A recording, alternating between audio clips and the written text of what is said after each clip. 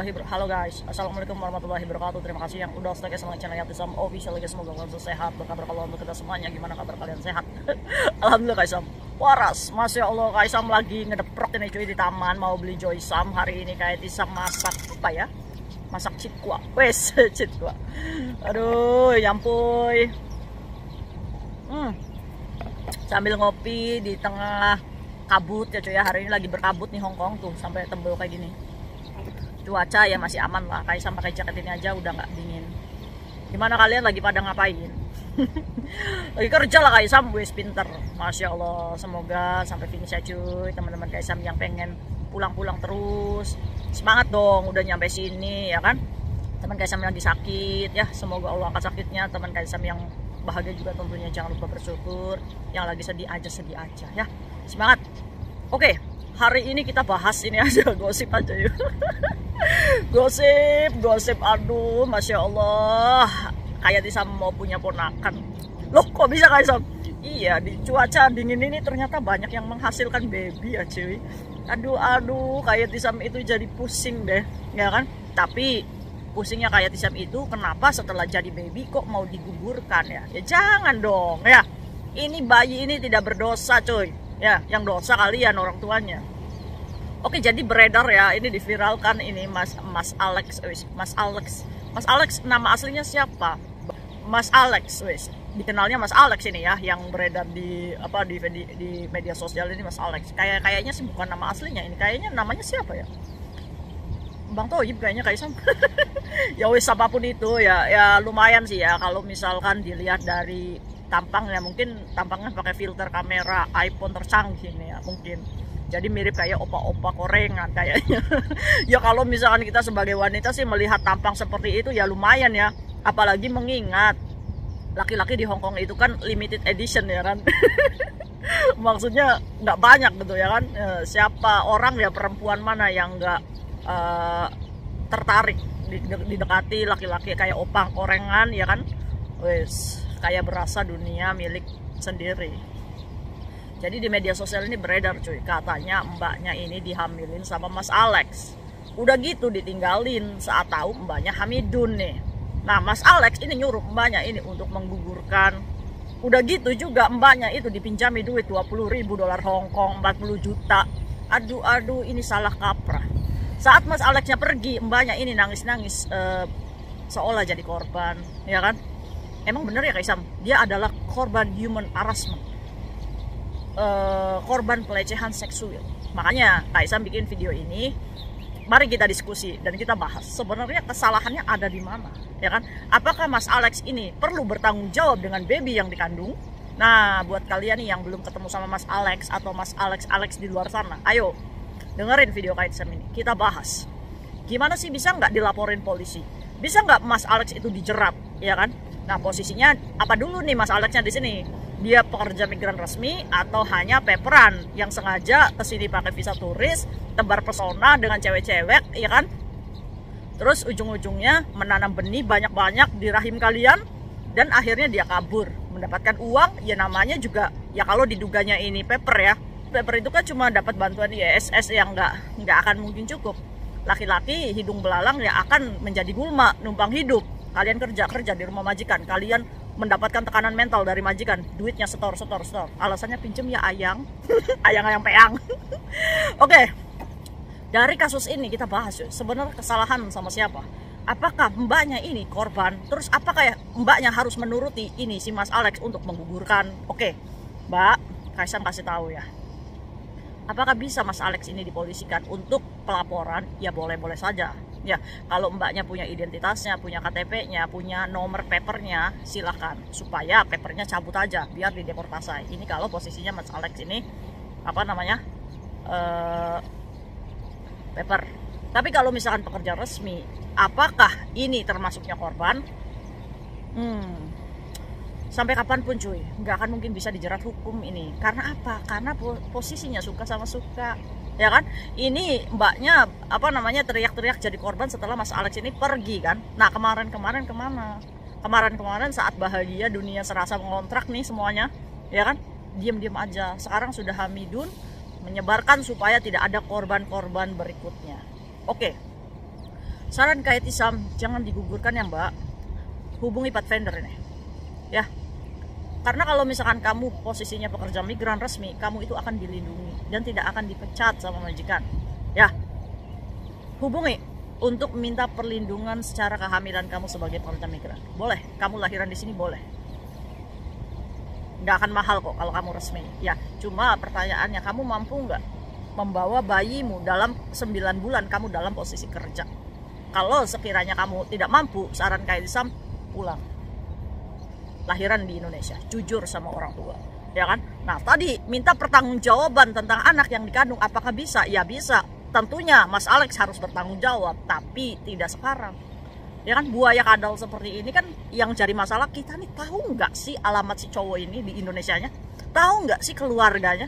Kita ini kan sebagai perempuan ini kan stupidnya itu kan di ujung tanduk. Di mana kita mau ditiduri sama seorang laki-laki yang akan berpotensi membuat kita hamidun? Ini kita nggak tahu orang tuanya siapa, alamatnya di mana, ini namanya Bang Toyib ini. Ya kan, itu celakanya kita. Berarti Kak Etisam, sebelum kita tidur kita harus tahu alamatnya. Ya jangan kalau belum sah Maya. Aduh kalian ini. Jadi mbaknya boleh meminta pertanggungjawabkan setelah bayinya lahir, DNA menyatakan bahwa Mas Alex lah bapaknya.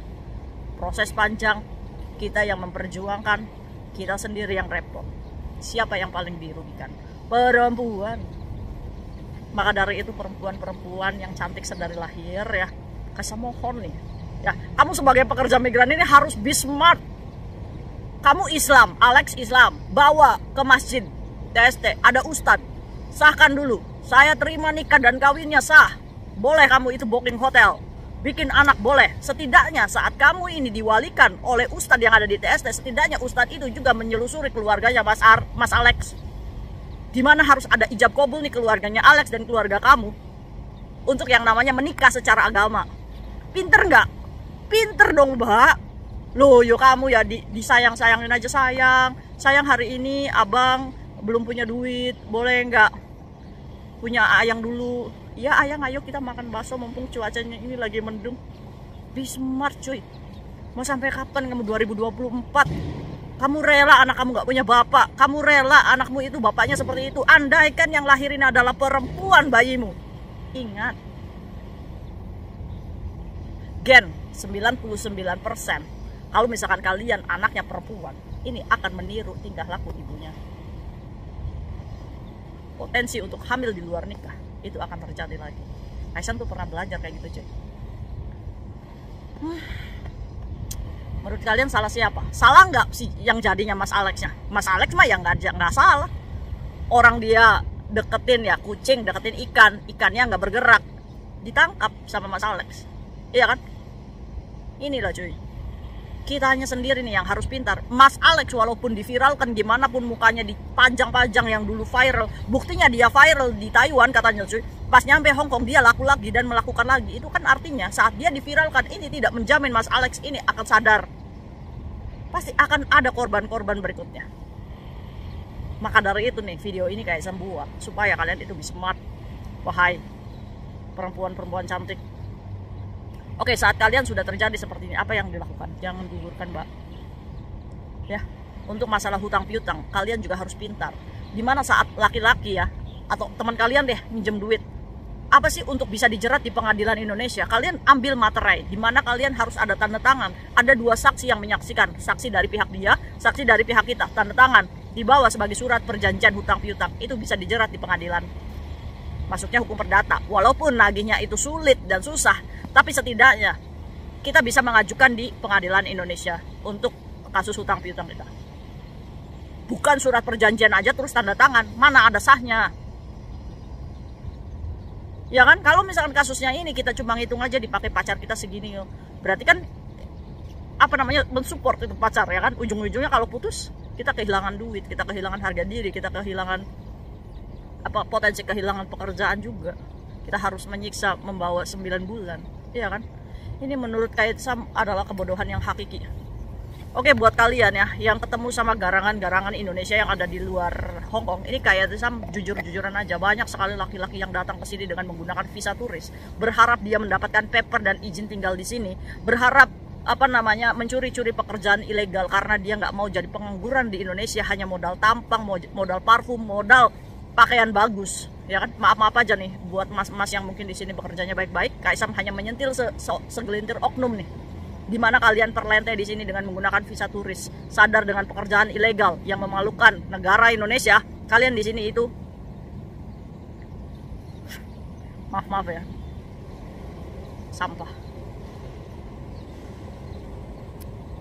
Ya itu kan pilihan hidup kita, Kak Isam. Ngapain juga Kak Isam repot-repot.